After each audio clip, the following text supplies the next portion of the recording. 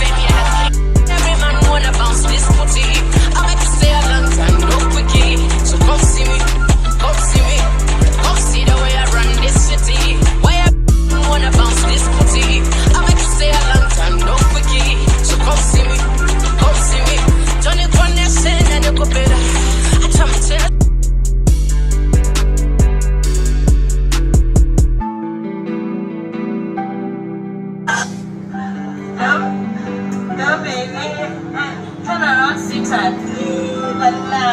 Hey, turn around.